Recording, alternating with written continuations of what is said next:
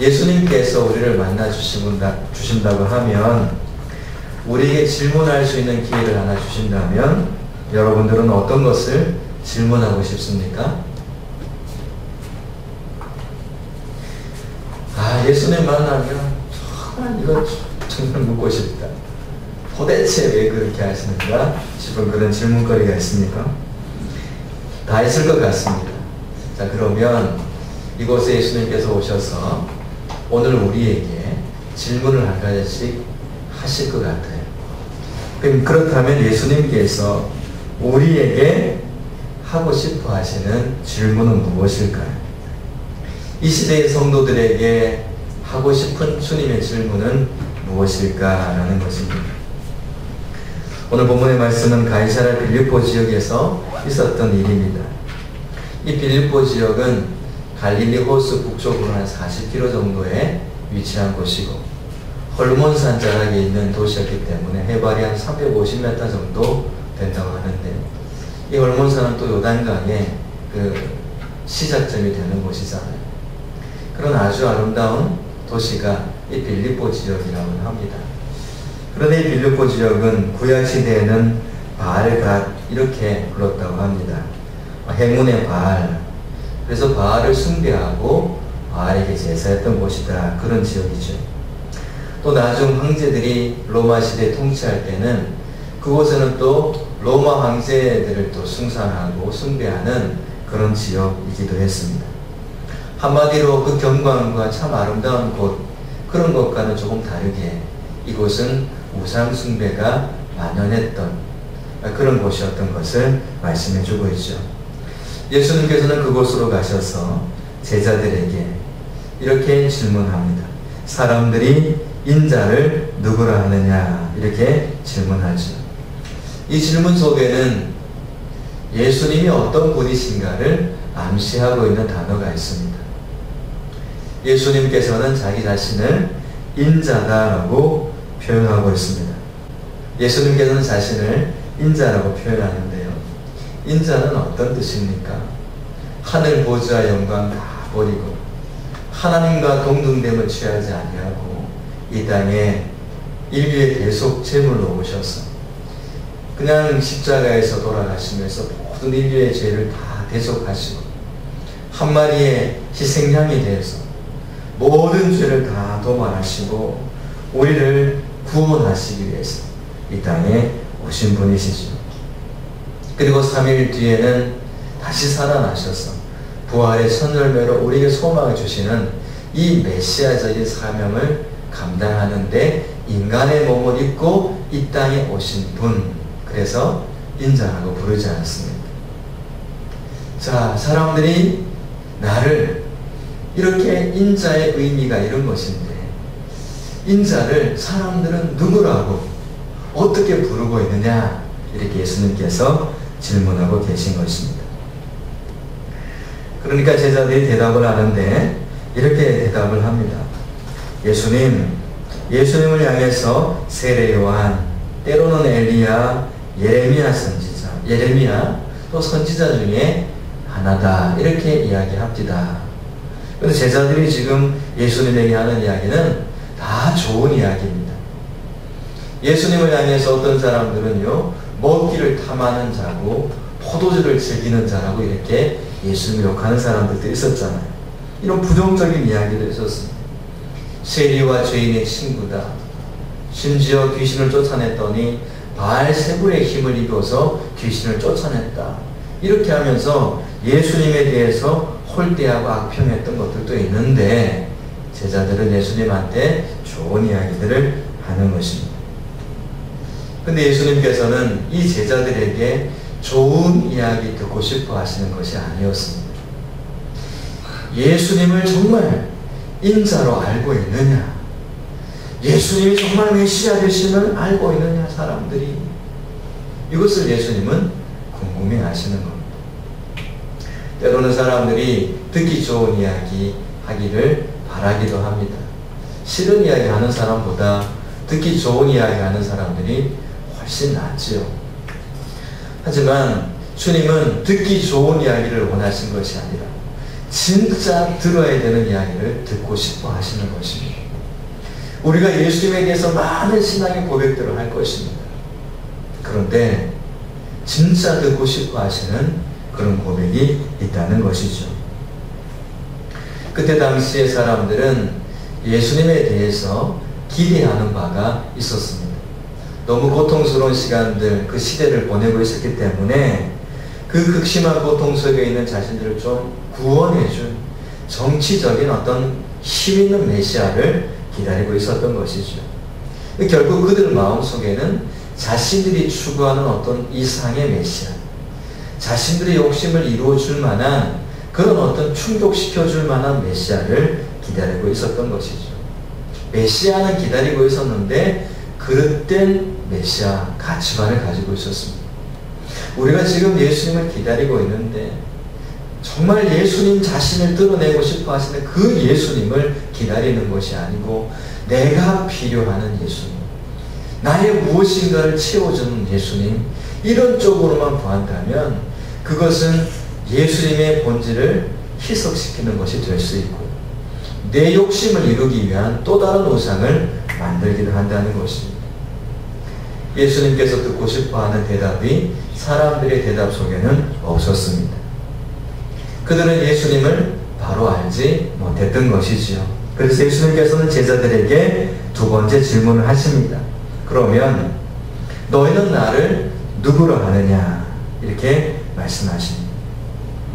너희는 나를 누구로 하느냐? 세상 사람들은 이미 보니까 자신들의 욕심에 따라서 자신들이 추구하고 있는 메시아, 그를 기다리고 있는 것 같은데 하지만 너희들은 나를 누구로 하느냐? 이렇게 질문하고 계신 예수님은 제자들에 대한 기대를 갖고 있었던 것 같습니다. 적어도 제자된 너희들은 대답이 다를 것이야. 나에 대한 인식이 다르겠지. 바로 알고 있겠지. 라고 생각하고 계신 것이죠. 그때 베드로가 대답하는 것이 주는 그리스도시요 살아계신 하나님의 아들입니다. 라고 고백하고 있습니다. 이 고백 이전에 예수님의 제자들에게 질문했던 이 질문으로 다시 돌아가서 예수님은 오늘 또 우리에게 똑같이 질문하고 계신다는 것을 잊지 마시기 바랍니다. 오늘 여러분들에게 있어서 예수님은 어떤 분이십니까? 오늘 하루를 살아오면서 나는 어떤 예수님과 동행했습니까? 예수님은 오늘 이 예배를 통해서 우리에게 이 말씀을 주시면서 우리에게 질문하고 계십니다. 너는 나를 누구라 하느냐? 많은 세상의 사람들이 말하는 그런 좋은 이야기 말고 신학적인 좋은 어떤 예수님에 대한 그런 신학적인 사상 말고 그냥 그동안 경험했던 몇 가지 그런 경험 말고 오늘 나와 함께 하시는 그 예수님이 그 예수님을 너는 어떻게 고백하느냐라는 것이죠. 이 대답에 따라서 이 질문에 대한 대답에 따라 나의 미래의 방향이 달라지는 것입니다. 내 신앙의 노선이 달라지고 내 삶의 모습이 완전히 달라지게 되어 있습니다.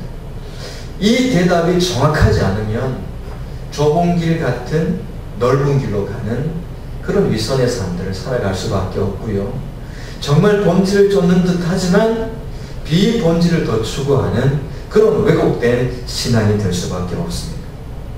하지만 이 질문에 대한 분명한 신앙의 고백에 대한 신앙의 고백으로 하는 대답이 있다면 그는 예수님께서 원하시는 그 길을 정말 걸어가는 사람이 될 것입니다.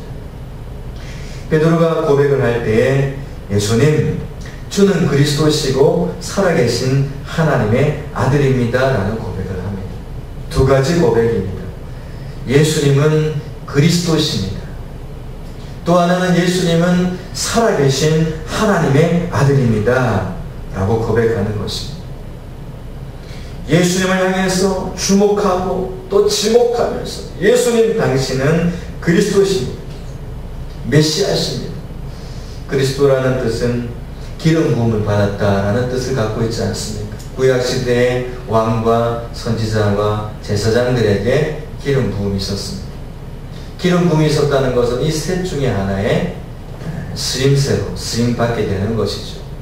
예수님께서 그리스도라는 그런 의미는 예수님께서는 이 세 가지 모든 일들을 감당하는 그런 직분자라는 그런 뜻을 갖고 있습니다. 예수님은 이런 분이십니다. 기름 부음 받으신 분이십니다. 메시아시고 그리스도십니다. 뿐만 아니라 살아계신 하나님의 아들이십니다. 이것은 결국 하나님이십니다. 독생하신 하나님의 아들, 바로 당신은 하나님이십니다. 살아계신 하나님이십니다. 라는 그런 고백을 하고 있는 것입니다. 이것은 정확한 고백입니다. 예수님의 제자들 중에 3년 가까이 따라다녔던 예수님의 제자들 중에서 처음 되어지는 고백입니다. 처음으로 고백하는 것입니다. 그 수많은 시간 예수님을 쫓아다니고 따라다녔는데 진실로 예수님에 대해서 바르게 고백하는 순간은 이 순간이 처음이었던 것이죠. 예수님께서는 그리스도이면서 살아계신 하나님의 아들이십니다. 이방의 모든 신들은 죽은 것입니다. 그것은 유한한 것이고 인간의 욕망을 충족시키는 것입니다. 하지만 영원하신 분, 살아계신 하나님, 그분의 아들 바로 그분의 아들이 당신이십니다. 예수님 당신은 살아계신 하나님의 영원하신 아들이십니다라고 고백하는 것입니다. 세상에 많은 사람들이 헛된 세상의 신들을 쫓아가며 거기에 목을 빼고 있을 때 지금 베드로는 예수님에 대해서 분명한 신앙의 고백을 하며 주님을 따르고 있는 것을 봅니다. 복음의 핵심이 바로 여기에 있습니다. 복음의 핵심은 예수님이 누구십니까? 거기에 대한 대답입니다. 예수님은 그리스도시고 살아계신 하나님의 아들이십니다. 이것이 복음인 것입니다. 예수님이 어떤 분이십니까? 예수님은 그리스도시고 지금도 살아계셔서 역사하시는 하나님의 아들이십니다. 여러분들도 그렇게 고백하십니까? 이 고백에 대한 정확함이 없다면 우리의 신앙은 지금 다른 길로 가고 있는 것입니다. 이 복음은 나중에 예수님께서 베드로를 축복하실 때 천국 열쇠에 대한 말씀을 주시는데 이것과 또한 관계가 있는 말씀이거든요. 요한복음 20장 31절 말씀에는 오직 이것을 기록함은 너희로 예수께서 하나님의 아들 그리스도이심을 믿게 하려 하며 또 너희로 믿고 그 이름을 힘입어 생명을 얻게 하려 함이라. 결국 예수님의 이름을 믿는 사람, 예수님의 이름을 힘입는 사람, 그 사람은 생명을 얻습니다. 천국을 얻는 것입니다.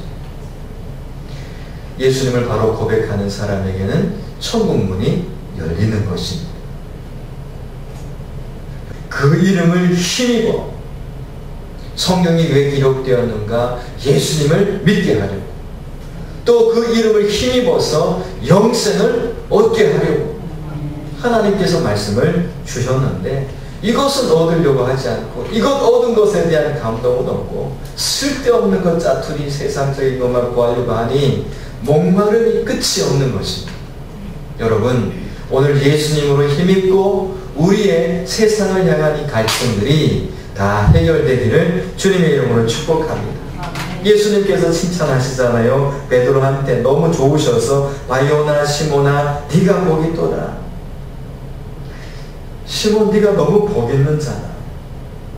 예수님께서는 그 고백을 기뻐하세요. 그리고 그 고백하는 베드로를 복 있는 자라고 말씀하셨습니다. 어떤 것이 복입니까? 신앙 고백 제대로 하는 것이 복입니다, 여러분. 쓸데없는 이야기 하는 것 말고 뭐 여러 가지 이야기하는 것 말고 신앙 고백, 다시 말하면 예수님께서 어떤 분이십니까? 예수님은 어떤 분이십니까? 예수님은 내게 이런 것을 행하신 분이십니다 라는 바른 신앙 고백, 그것이 복이라는 것입니다. 예수님을 예수님으로 고백할 줄 아는 것이 복인 것이죠. 여러분, 예수님은 어떤 분이십니까? 내게 있어서 예수님은 어떤 분이신가요? 그 신앙 고백이 베드로의 고백처럼 이렇게 분명하고 정확한 고백이 아니고 거기에 걸맞는 삶의 모습이 아니라면 오늘 우리는 또 한 번 주님 앞에 회개해야 될 것입니다. 하지만 이 고백을 분명히 할 수 있는 것이라면 그는 복 있는 사람입니다.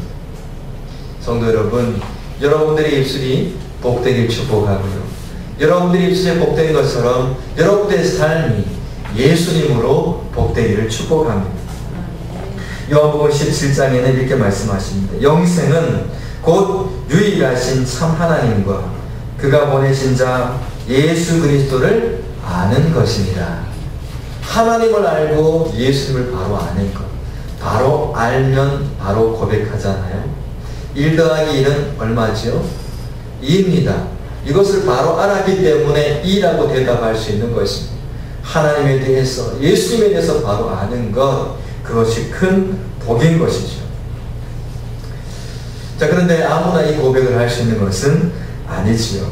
왜냐하면 17절 중반 이후에 보게 되면 이를 내게 알게 하니는 혈육이 아니요 하늘에 계신 내 아버지니라. 그럼 베드로가 이렇게 고백할 수 있었던 것은 하나님께서 도와주셨다라는 것입니다. 그럼 우리가 예수님에 대해서 바로 신앙 고백할 수 있다는 것은 누가 도와주고 계신다는 것입니까? 그렇습니다. 내가 오늘 신앙 고백, 제대로 된 신앙 고백 하는 사람이 되었다는 것은 복 있는 자인데, 그 복 있는 자는 어떤 자인가? 하나님의 도우심을 받고 있는 사람이다라는 것입니다. 하나님의 도움을 받는 그 사람이 복 있는 사람 아니겠습니까? 베드로 스스로가 알아서 그렇게 고백한 것이 아닌 것이죠. 그러면 하나님의 사람이 되어서 신앙 고백하며 주님 앞에 엎드리는 사람들은 겸손할 수밖에 없는 것입니다. 왜냐하면 알게 하신 분이 하나님이시기 때문에 그렇습니다. 그래서 신앙 고백을 하는 사람일수록, 하면 할수록 그는 주님 앞에 엎드리게 되었습니다. 또 이것을 알게 해주셨군요. 하나님이 알게 해주셨습니다. 내가 몰랐는데 하나님을 알게 해주셨습니다 하면서 하나님 앞에 겸손히 엎드리게 되는 것입니다. 그 사람은 날마다 하나님을 인정하는 삶을 살게 되겠죠. 자, 주님께서는 여기서 말씀을 마치지 아니하시고요, 18절에 계속 이어집니다. 우리 18절 말씀을 다시 읽어보십시다. 시작. 너는 베드로라. 내가 이 반석 위에 내 교회를 세우리니 음부의 권세가 이기지 못하리라. 아멘. 아멘. 우리 힘있게 한번 해보십시다. 이 축복이 너무 귀한 복인데 다시 한번 하십시다. 18절 시작.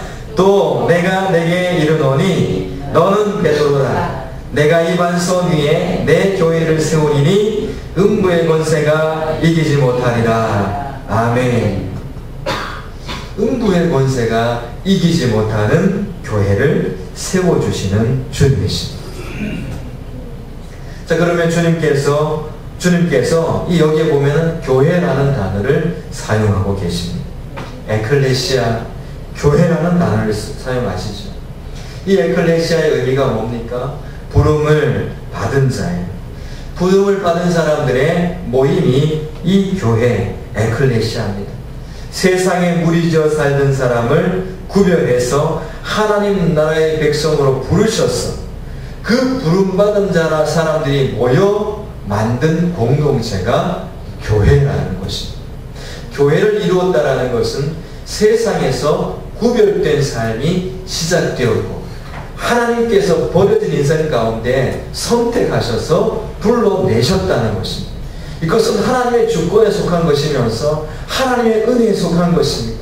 하나님께서 나 같은 인간을 그냥 똑같이 세상의 모습과 같이 살아서 멸망으로 가야 되는 내 인생을 하나님께서 불러내셔가지고, 그리고 불러내신 것 정도만 아니라 나를 거룩한 무리에 속하게 하시고 나를 하나님의 자녀로 삼아주셔서 그들과 함께 공동체를 이루가게 하셨다는 것입니다. 이것이 교회인데 예수님께서 교회를 선포하고 계시는 것입니다. 언제 선포하셨습니까? 그 베드로의 고백을 들으시고 선포하신 것입니다. 예수님이 어떤 분이신가 분명한 고백이 있고 예수님이 어떤 분이신가에 대한 정확한 고백이 있은 그 다음에 예수님께서 교회를 선포하셨다는 것입니다. 이것은 우리에게 시사해 주는 바가 분명하지 않습니까? 교회는 어떻게 세워지는 것입니까? 예수님에 대한 분명한 고백이 있어야 되는 것입니다. 예수님에 대한 분명한 고백적인 신앙과 믿음이 있는 그런 사람들을 통해서 교회는 세워지는 것입니다. 목사만한 믿음이 있어야 교회가 되는 것이 아니고, 믿음 좋은 어떤 사람들처럼 그런 사람들이 모여야 교회가 되는 것이 아니고, 교회는 예수님을 주로 고백하며 예수님을 메시아로 고백하며 예수님을 살아계신 지금도 역사하시는 하나님의 아들이신 것을 고백하는 그 사람들을 통해서 예수님께서는 교회를 선포하시며 지금부터 나의 교회를 세우겠다라고 선포하고 계시는 것입니다. 반석은 바로 그런 것이죠. 예수님을 바로 고백하는 신앙 고백을 말하고 있습니다. 어떤 신앙 고백이라고 합니까? 주는 그리스도시요 살아계신 하나님의 아들이십니다. 예수님은 아무데나 교회를 세우지 않습니다. 예수님은 그런 분이 아니십니다. 예수님은 반석 위에 교회를 세우시는 분이십니다. 반석은 바로 이 신앙 고백입니다. 우리 하늘금교회가 반석 위에 세워진, 또 앞으로 계속 반석 위에 세워지는 그런 교회가 되기를 여러분 기도하셔야 됩니다. 그러려면 부름을 받은 이 에클레시아, 교회를 이룬 모든 사람들이 예수님에 대한 신앙 고백이 분명해야 됩니다. 살아계신 하나님 앞에 나는 어떤 존재입니다. 나는 그분을 어떻게 고백하고 있습니다. 예수님은 내 생애 가운데 메시아가 되시고 그리스도가 되시는 그분 앞에, 그분은 왕이고 선지자시고 제사장의 역할을 감당하시는 분이십니다. 그런 분이 나의 주님으로 계시는데 무엇이 염려고 두려움이 있습니까? 만약에 우리가 예수님을 향해서 메시아 되심을 고백하면서도 세상의 것들로 인한 염려와 걱정과 근심 속에 사로잡혀 있다면 예수님의 종이 아니라 세상의 문제의 종이 되어 있는 것이죠. 여러분들의 소속을 분명히 하셔야 됩니다. 우리 성도들의 소속을 분명히 하셔야 됩니다. 우리는 이미 부름을 받아 공동체를, 거룩한 공동체를 이루는 교회가 되었다는 것입니다. 예수님은 이런 곳에서 교회를 세우시는 것입니다. 장소의 개념이 아니고 고백의 개념입니다. 고백의 개념. 여러분, 우리 하늘꿈 공동체는 날마다 예수님에 대한 바른 고백이 있기를 축원합니다. 우리 신앙 고백, 그 위에 주님께서는 교회를 세우셨습니다. 그 교회가 진짜 교회입니다.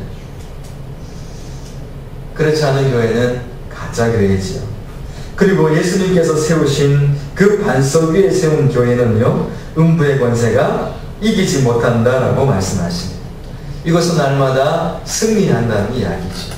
우리는 음부의 권세, 이 음부의 권세라는 것은 사단의 권세입니다. 사단의 권세한테는 절대 질 수가 없습니다. 그리고 죽음의 권세예요. 예수님께서는 죽음을 이기시고 부활하셨습니다. 죽음과 같은 고통스러운 일들이 있더라도 절대 교회는 지지 않습니다. 죽어도 다시 살아나면 되니까. 죽는 것 같은 환경을 두려워하지 않습니다. 왜냐하면 부활이 있기 때문에 그렇습니다. 우리는 음부의 권세를 이기게 되어 있습니다. 교회를 이루는 각 성도 한 사람 한 사람은 모두가 음부의 권세를 이기는 줄 믿으시기 바랍니다. 여러분들은 어둠의 권세를 이기게 되어 있습니다. 사단의 권세가 도전해 온다 할지라도 이미 영적인 분별을 가지고 이게 사단으로부터 오는지 하나님께로부터 오는지 분별해버립니다.